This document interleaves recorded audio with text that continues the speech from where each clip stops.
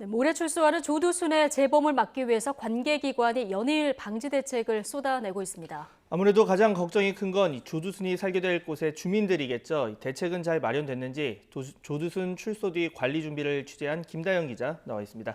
김 기자, 어서 오세요. 안녕하세요. 예, 어서 오십시오. 김다연 기자가 초소가 있는 곳에 직접 다녀왔잖아요. 어떻습니까? 주민들이 좀 안전하다고 느낄 정도의 상황이었습니까? 어제 제가 조두순 새 거주지 부근에 다녀왔는데 기존에 시청에서 설치한 초소에 더해서 경찰이 초소 하나를 더 추가로 설치하고 있었습니다. 예. 그러니까 골목 양 끝에 초소가 각각 만들어진 건데 원래 다른 곳에 초소가 있었는데 조두순이 거주지를 옮기면서 새로 만들어진 겁니다.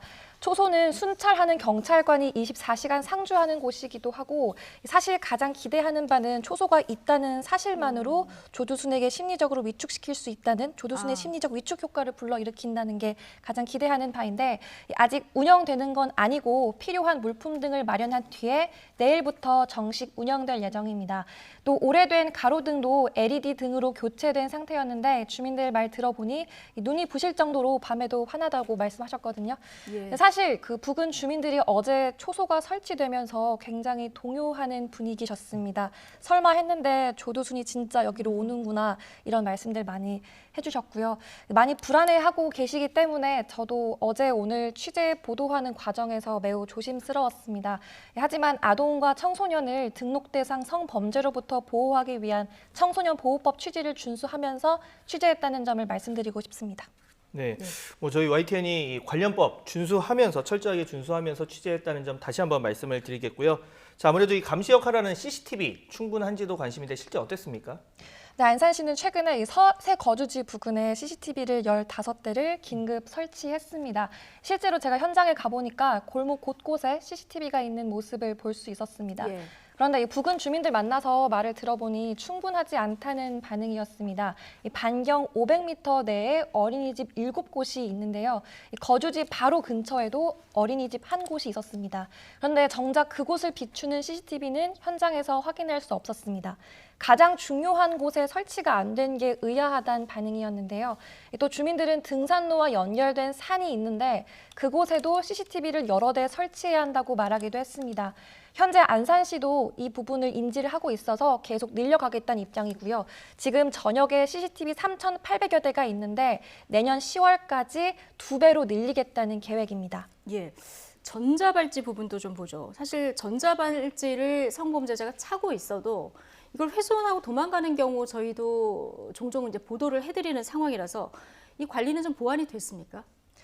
사실 그런 일이 일어나선 안 되겠지만 예. 조두순도 예외라고 볼 수는 없을 것 같습니다.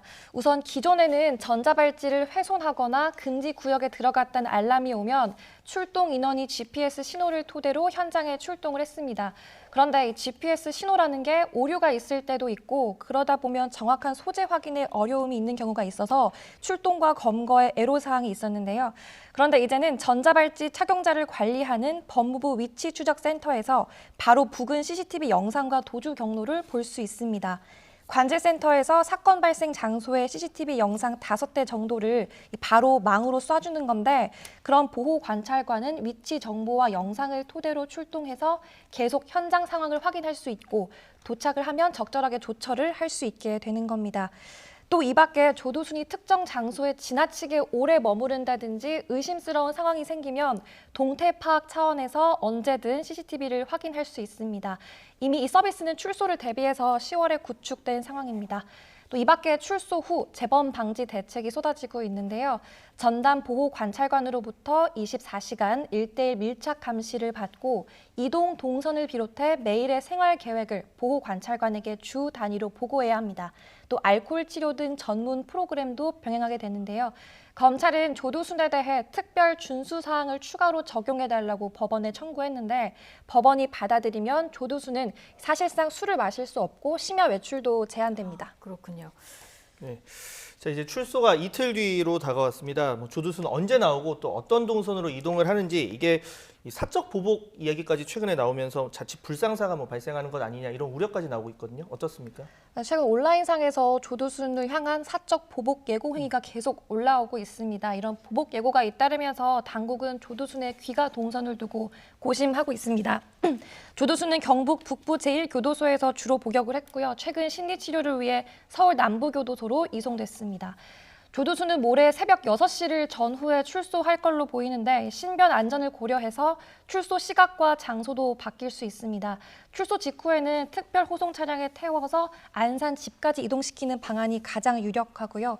아무래도 외부인 접촉이 차단된 교도소 내부에서 차량을 탑승하게 되면 별다른 충돌은 발생하지 않을 걸로 보입니다.